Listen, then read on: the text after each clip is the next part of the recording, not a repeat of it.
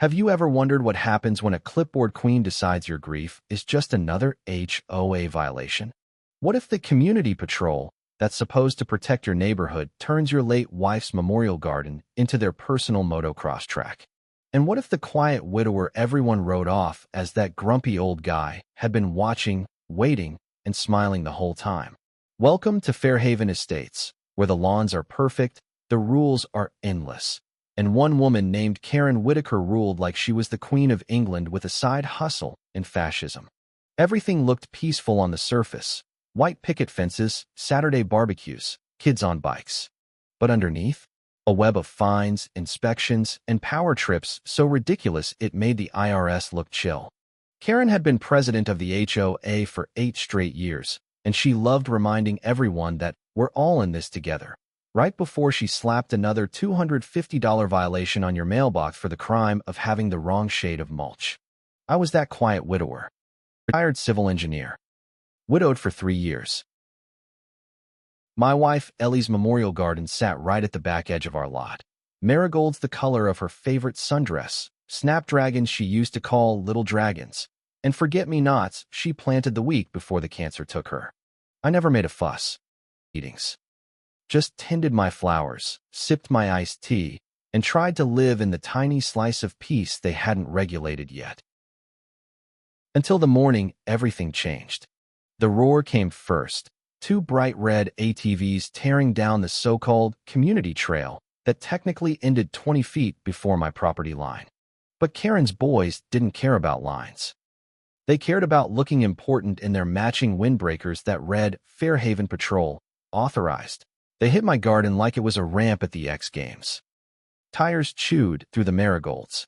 One rider did a victory donut right over Ellie's favorite bench, flinging dirt and petals like confetti from hell. I stood there with my pruning shears, frozen, watching decades of love get mulched in 30 seconds. I didn't yell. My left eye just twitched, the same twitch Ellie used to tease me about when I was about to solve a problem the hard way. I lowered my tea, stared at the crushed flowers, and felt something cold and precise click into place behind my eyes. Karen herself showed up 15 minutes later, striding down my driveway in pastel yoga pants and pearls, clipboard clutched like a holy relic. "Harlan, darling," she cooed, all sugar and fake concern. The patrol was simply performing essential drainage checks. You know how important community connectivity is. She didn't even glance at the destruction. Just waved a manicured hand like she was brushing away a fly. Then she handed me a bright pink violation notice for unauthorized landscaping obstacles, because my decorative rock border had apparently interfered with patrol operations. I looked her dead in the eye and said the first words I'd spoken to her in 2 years. We're not even in the HOA anymore. Border adjustment, 2019. Check your own maps, Karen. She smiled that tight little smile that never reached her eyes. "Oh, Harlan. Lawyers. We're family here." Then she spun on her heel and left, leaving me standing in the ruins of Ellie's garden with a $300 fine and the distinct feeling I'd just been declared enemy number 1. That night, I didn't sleep. Old Army footlocker out from under the porch, souvenirs from my Korea days and 30 years of engineering stubbornness. Inside, barbed wire, rebar stakes, camouflage netting, and notebooks full of diagrams I'd drawn during long nights when grief wouldn't let me rest. I flipped through them slowly, the same calm smile creeping across my face. "They want a trail?"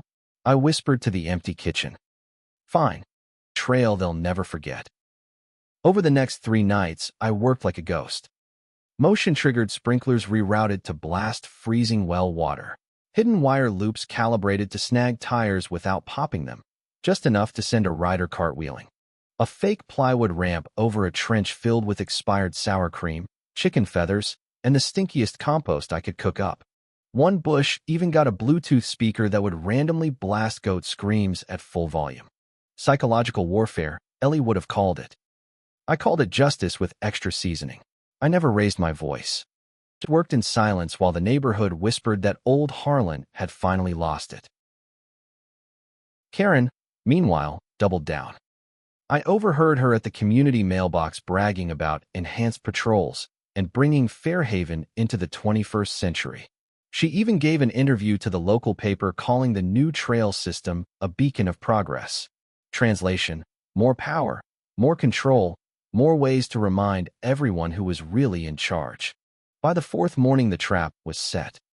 I sat on the porch with my tea and a trail cam feed on my phone, rocking slowly, waiting. The air felt thick, like right before a summer storm. At 9:47 a.m. This time, it was the full patrol, Karen's twin enforcers Derek and Brett, plus Karen herself hiding behind a bush with a GoPro like she was filming her own reality show. They came roaring in like they owned the planet. Derek hit the first wire loop, and he launched like a rodeo clown, straight into the chicken coop, where 20 very angry hens turned him into a feathered punching bag. Brett tried to swerve, dropped his front tire into the sour cream trench, and face-planted into a wall of prickly okra. Then the sprinklers kicked on, full blast, ice cold, right in their screaming faces. Karen stormed out of her bush to take control and stepped straight into the compost trap. One designer sneaker sank 6 inches. She windmilled, slipped, and belly-flopped into a pile of overripe tomatoes I'd saved just for her. Red pulp exploded everywhere. Only sound was squelching and the distant bleat of my hidden goat speaker. I didn't laugh out loud. I was howling. Of course, Karen called the sheriff. The driveway, looking like she'd rather be anywhere else. Karen, now hosed off but still tomato-stained, launched into a tirade about illegal booby traps and aggravated sabotage of community assets. I just handed the sheriff a thumb drive, crystal clear footage of the patrol destroying my garden days earlier, complete with timestamps and property line overlays I'd pulled from county records. The sheriff watched 30 seconds, raised one eyebrow, and turned to Karen. "Ma'am, this looks like trespassing and criminal damage on private property to me." Karen sputtered. "Deterrence on his own land," the sheriff cut in. "You had no business being there." The twins got tickets. And for the first time in 8 years, someone told her no. But Karen Whitaker didn't get to the top by quitting. 2 days later, the certified letter arrived. Emergency Green Corridor Expansion, claiming eminent domain over a 30-foot strip right through Ellie's garden. The attached map had been drawn in bright red ink, like it was already a done deal. That same afternoon, she held a pop-up meeting in the cul-de-sac, podium, pink banner, free lemonade, the whole circus. I stood at the back with my arms crossed. She preached about unity and progress, while her eyes kept darting to me like she was daring me to speak. I didn't. The same small smile I'd been wearing since the first bike hit the marigolds. That night, I made one phone call to someone I hadn't spoken to in years.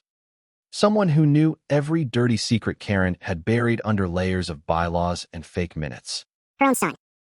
Landon Whitaker showed up the next morning in a beat-up truck, carrying a laptop and a look that said he'd been waiting for this day since he was 16. He'd cut ties with his mother years ago after one too many screaming matches about her community service. Turns out he'd kept every email, every forged document, every audio recording from HOA meetings where Karen admitted the trail expansion vote had never actually passed. We sat at my kitchen table while he laid it all out. Digital maps, scanned deeds, proof that the community trail was built on land her ex-husband had quietly deeded to me in their divorce settlement. Karen had spent HOA dues on dirt bikes, GoPros, and matching jackets for her little private army. Landon even had bank statements showing her brother's landscaping company mysteriously got every single contract. We drafted a single letter. Backed by real lawyers this time. Karen struck first, again. New patrol members, who looked like they'd been hired from the mall security reject pile. She planted a bright plastic sign that read, HOA Development Zone, no trespassing. I walked over, pulled it out of the ground, and handed it back to her without a word. That's when Sergeant Beak, my meanest rooster, decided to get involved. One flying leap, and he clamped onto Karen's ankle like a feathered vice. She shrieked, flailed, and backpedaled straight into the same compost trench. This time she came up wearing lettuce scraps like a salad hat. The two patrol guys just stood there, phones out, unsure whether to help or film for the group chat. Landon stepped forward. This isn't about a garden anymore. We find every neighbor you terrorized for 8 years. Karen stared at her son like she'd never seen him before. For the first time, the perfect HOA smile cracked. The next morning, the sheriff arrived with a county investigator.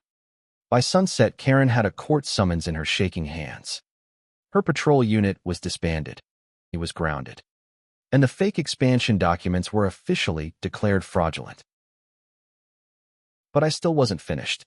I walked to the property line at dawn, drove a brand new oak post into the ground, and nailed up a simple sign. Private property. Trail closed forever. Stepped back, wiped my hands, and finally let myself smile for real. Word spread like wildfire. I was running for HOA president. Neighbors who'd been too scared to speak started showing up at my door with pies, tools, and stories about their own Karen horror tales. The local paper ran a front-page story. Retired engineer turns HOA power trip into tomato justice. Karen disappeared for a while. SUV parked. No more pastel yoga pants strutting down the street. Then one quiet Tuesday, she walked up my driveway alone. No clipboard, no pearls, just jeans and the tired face of someone who'd finally run out of bylaws. She stopped at the bottom step. I made it personal. No dramatic speech. Just the words. I looked at her for a long moment, then poured her a glass of iced tea, the same kind I'd been sipping the day her boys destroyed Ellie's garden. She took it with shaking hands, sipped once, and left without another word. We never saw her again. 2 months later, Landon won the election in a landslide. His first act? Dissolving the patrol unit forever. The fake trail was erased from every map. The disputed strip was officially declared private. And the neighborhood even voted to rename the old path Reed's Bend. A quiet thank you from people who'd finally remembered they had spines. The garden came back stronger than ever. Neighbors planted lavender along the edges. Someone built a new bench with Ellie's name carved in it. Kids started leaving little bouquets of marigolds on the rocks. And every evening I sit there with my tea, watching the flowers sway, knowing that sometimes the loudest power on the block isn't the one with the biggest voice. It's the quiet one who waits and smiles. Personal note. Never underestimate the power of patience and a perfectly timed compost trench. HOA Karens thrive on fear until someone stops being afraid. Stand your ground with facts, not fists. The garden always wins in the end.